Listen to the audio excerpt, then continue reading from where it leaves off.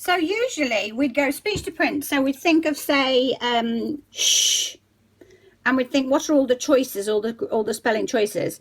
So the children might see, like, think about that S for sh, like in sure or what have you. So if I was to use S as one of the letters, and I was to explore this with the kids, and I'll say, right, how many sounds, so rather than what represents a sound, how many sounds does the S represent? I would say, okay, well, it's up there, so that's one. For the S, it's obviously here, so that's two, and it's going to be for the Z, that's three. So the S can represent three speech sounds, and it's like the T, what can the T represent?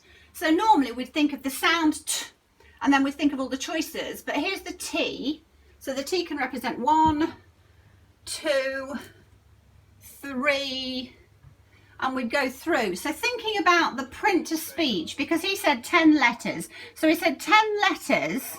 By knowing the sounds that the 10 letters represent, you can work, the children can read basically 26,000 words. That's a bold claim, and that's why I just want to verify it before I share it. So thinking about print to speech, so I was just trying to think, well, which letters, so like the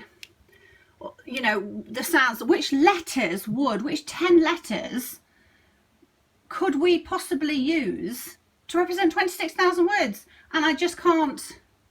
Oh, I'm stumped. I'm going to try and find the source. If it kills me, I'm going to find the source. Of course, I just think there's a massive problem. I'm just wondering whether he's been misquoted or something. This just is not, it can't be right, but it's being shared by millions of people. It's just all over the internet. But think about what he said. If the children just know the sounds that 10 letters can represent. So let's choose our teaching order. Let's choose our explicit teaching order. So let's choose, because we do sat pin, like so many others, sorry, it's green, just because you can build so many words to start off with. That's why we're doing it. It's not because of the letters, it's because of the words that we can create. We can get them actually decoding and encoding quickly. So we've got the 6 there. So let's do sat pin, and then d, g, or j, is that 10? 6. Okay, so there's 10 letters. So what he's saying is, if the children just know the sounds of 10 letters, they can read 26,000 words. When you're reading words, now, even if it's the sounds of these letters, when we're reading words with those letters. So you can't say, like here, you can't say the sounds of this letter, as in this letter, what sounds does it represent? Well, we just looked at that, didn't we? We just looked at, it could be z, it could be sh, it could be s. So that's why our speech sound wall is such a good idea, because we can really explore, it's visual. So we've got that S. So the sounds of this letter are, and I could do it with my monsters or do it with phonetic symbols. So I would say the phonetic symbols, so, oh, this has cut off half of it. So the phonetic symbols would be s and z and sh. Okay, so they're the sounds. So with the just this one, I've got the three sounds.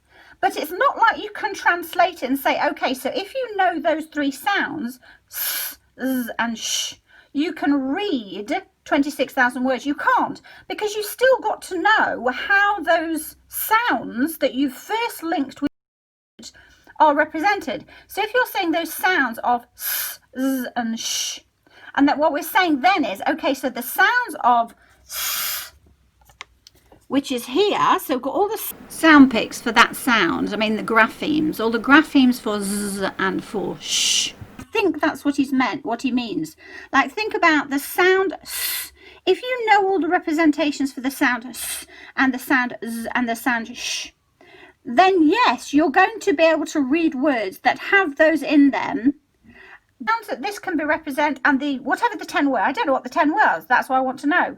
So he's saying with those 10 letters, think about the sounds. if you know the sounds, you can read these words. But it's not just a case of, like I think people are interpreting it as in if you just teach children 10 letter sounds, they're going to be able to read 20. I mean, that just doesn't make any sense. So if they memorize 10 words, of course, that's useless unless you do it backwards. So you know what that word is, you've memorized that word. So now think about the sounds and how they map to the graphemes so that they're learning the phonics. But here it says, if the child learns the sounds of 10 letters, so the letters, learning the sounds of 10 letters, they'll be able to read this many words. It just isn't possible. So you might think, well, perhaps it's 10 phonemes. So if the children know the sounds, 10 sounds, and how those sounds can be represented, then they can read a lot of words, but it's not going to be 26,000 words. And I suppose it gets us into the conversation of what is a word, what is reading.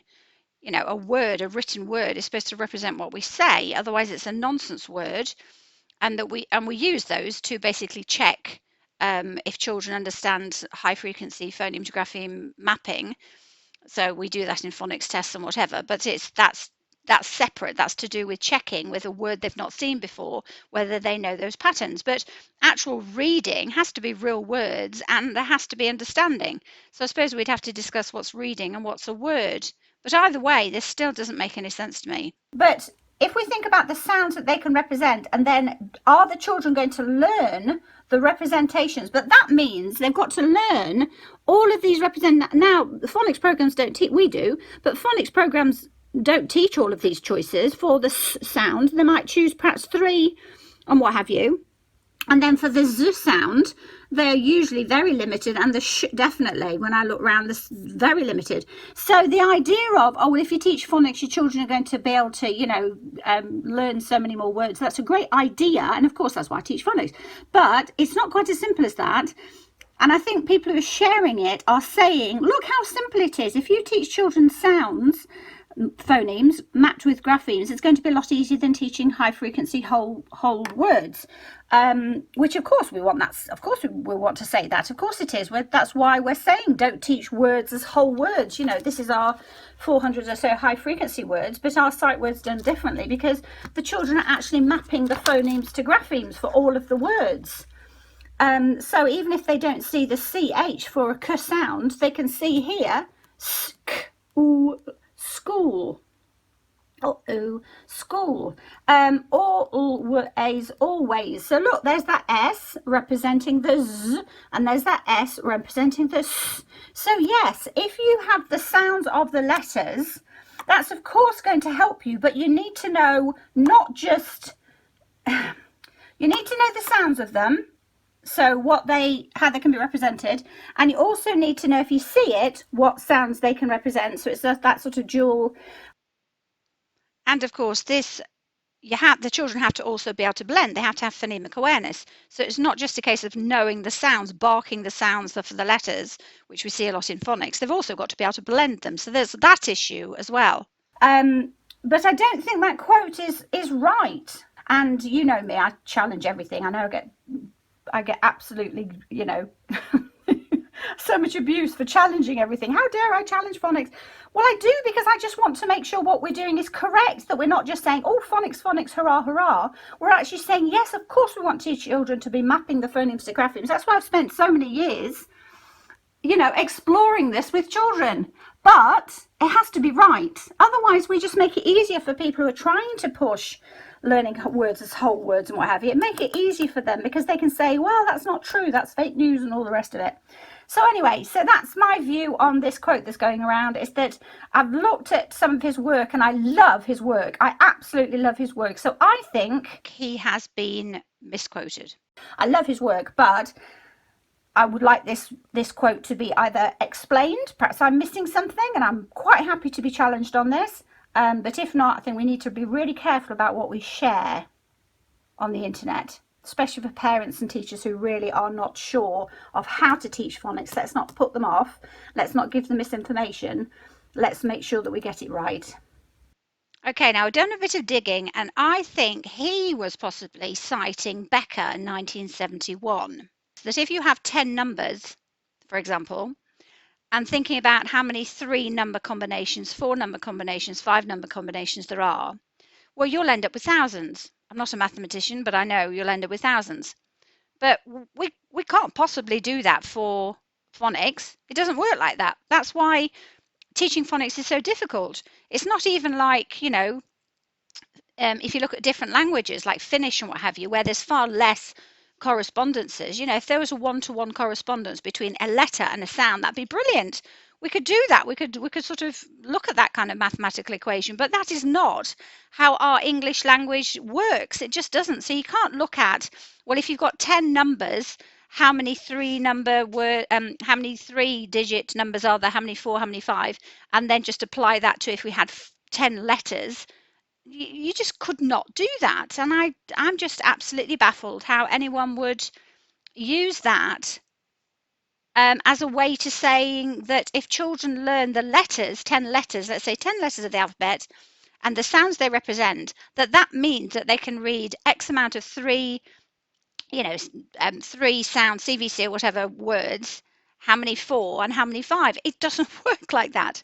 Okay, so I went to a website where you can put in you can put in 10 letters and see how many words. So find words made up of, and I just did our teaching order, so SATPIN, because we use, as I say, SATPIN, because SATPIN just on its own is lots and lots of words. Okay, so let's see what it comes up with. So total number of words out of those 10, 334. Okay, and just note here that that's not the sound of N and G, because the NG there together is a ng sound.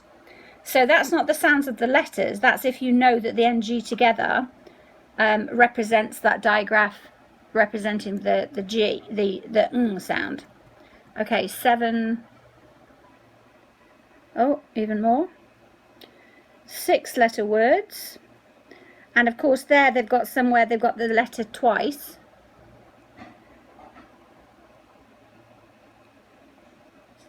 5-letter words. And also this shows that the child would need to know what these mean to be able to read the words. 4-letter words, that looks more like our... Okay, so as I say again, the children would need simp. What's simp? Okay, perhaps, are they all real words? Like gate. That's not the sounds of A and the sounds of I. That A and the I together represents the A sound.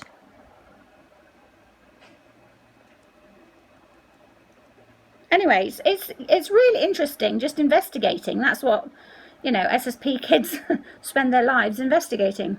Okay, so let's dig deep and actually look at what they've actually said. With the 10 sounds and the sounding out skill, so that's good, they've recognised that blending is essential. They can read 720 words made up of 3 sounds, e.g. k, at, cat. 4,320 made of 4 sounds, e.g. k or at, m. So I want to know which 10 they've actually chosen. But not all of these words can be real words. Well, duh. And so in that case, can you please tell us how many they can actually read? Because if they're not real words, you can't read them. But even so, we need to look at this more carefully. And think about it from what we were just talking about before. Even if I show you the letter, C, for example, and say the letter sound is k, in a different word, it's going to represent a different sound. So it really does depend. That's why I'm always saying letters don't make sounds. They represent sounds, but it depends on the words. So this again kind of feeds into, I just think this kind of quote sounds great and people who love phonics will just share it willy-nilly without even thinking about it. But for the people who don't particularly like phonics, this is just going to give them ammunition because they're going to say, well, look how difficult the language is. It actually doesn't work like that at all. And they're right, but that's actually why we've got to be even better at teaching it. And because it's not natural, it is something there's so many children need to be taught these representations explicitly. But as this research also says, phonics programs don't facilitate the learning that children need to have. Just kind of gets them started, but that's why we need to be exposing children to the whole code and having activities where there's a lot of incidental learning, a lot of implicit learning, and that teachers understand what children need to be able to read and spell, because you've only got children for a certain amount of time. You've got 25 odd different children, but every phonics program is going to be very limited when the teacher is in front of the class and teaching all the children in the same way, and especially if the program only covers high frequency graphemes and not the 350 or so in our spelling bank. So thinking about, what they're saying, let's think back to exactly what they're saying here.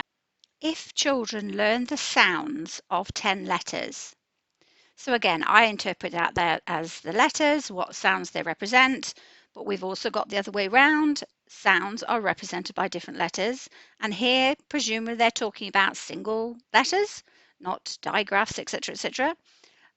So if they learn the sounds of 10 letters, the child will be able to read 350 words, 3-sound words.